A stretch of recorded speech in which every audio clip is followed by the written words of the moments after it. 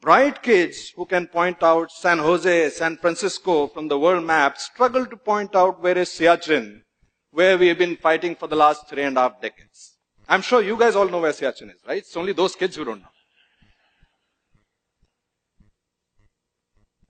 While in the past, our lack of knowledge of our own army would have been shameful and sad, right now it is suicidal. And let me tell you why. When I joined the army, I came from a fairly conventional background, a South Indian family, and we had this whole construct of jhuta and you can't drink from someone else's cup or eat from someone else's plate. And it was more to do with, I think, tradition rather than caste or discrimination. But you had a sense that you were different from the others. So imagine my shock that when I joined the army, we were given this one enamel mug. And that mug was your coffee mug, it was your shaving mug, it was your bathing mug, and it was your, every other mug. You got it. And then it got a little worse because it's a regulation issue. So despite scratching your name on it, they would get interchanged. And so you could be drinking your coffee from someone else's every other mug. And that might sound weird to you, but for us it was battle inoculation because before you knew it, someone else's blood could be coursing through your veins. When a soldier is wounded, he doesn't really care whether he's getting the blood from a Christian, Muslim, Sikh, Jat, Maratha, it doesn't really matter. And that way, the Indian Armed Forces is an amazing place.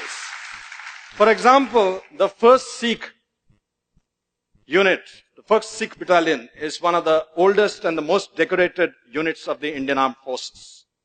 This was the unit which was airlifted in October 1947 to stop the Pakistani Lashkars who were raiding Kashmir. And this was the unit which halted them at Srinagar. And it's thanks to this unit's gallant action that Kashmir is on the map of India. This unit of the finest Khalsa warriors is led by a Muslim commanding officer. And he leads them not only in battle, not only in exercises, he leads them in the Gurbani every day in the Gurdwara. Or take the case of Trija. In 1965 operations, they were tasked for one of the most difficult tasks, which was the capture of a location called Dogre. And that battle has gone down in the annals of Indian history as one of the most tough battles ever fought because it was street to street, room to room, hand to hand. But Dogre was so pivotal for that operation that when their Anglo-Indian commanding officer, Lieutenant Colonel Desmond Hayes, spoke to his men and explained to them the importance of that particular objective, he told them that we have to be in Dogre by nightfall, dead or alive. And after giving them the briefing, he asked his Jat troops in his clipped Haryanvi, Susre, aaj raat ko 3 Jat kahan hogi? And the troops shouted back, Dogre, Dogre. He wanted to make sure that the troops understood that the mission was larger than the leader. And then he asked them, Oh Susre, agar Shio Saab ne goli lagi, to phir kya karoge?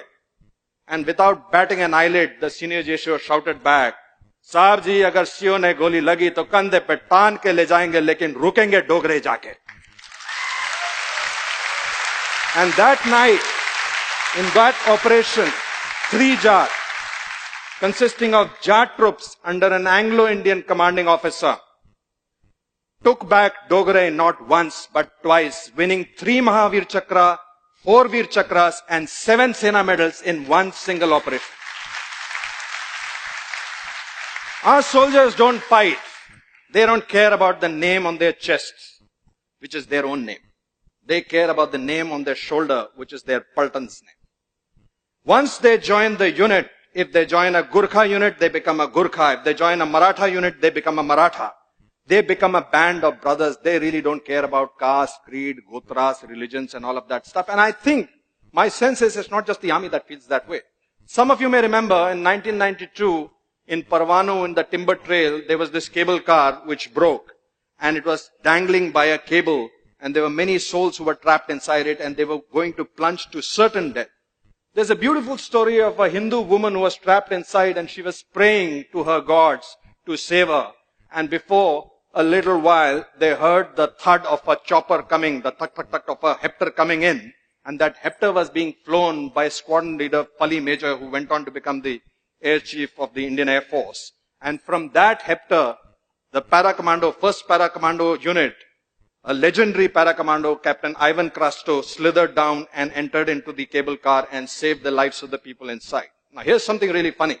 This woman was reaching out to her Hindu guards, but it was a Christian para-commando who came down, flown by a Parsi major, by a Parsi pilot.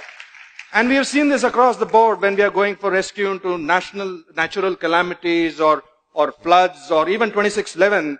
Neither the hostages, neither the people who have been rescued, nor the people who are rescuing really care about the religion, the caste, the creed, the composition of the troops who are coming to save them.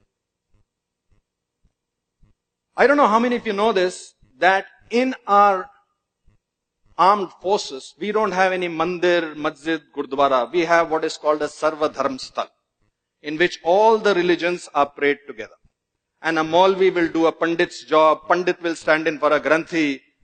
Somehow the gods don't seem to care either. But when this soldier comes back home, he gets a different world. He gets a completely different world. There his leaders, his political leaders, his religious leaders, his friends, his relatives tell him a different story. They tell him that caste is stealing away jobs. This caste is taking away reservations. That person is different from you because he eats a different kind of meat.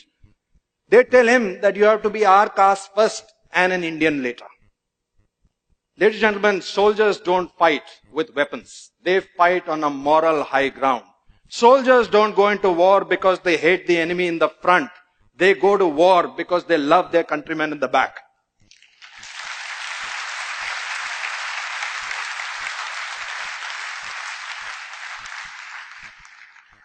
Leaders across spectrums have their own agendas.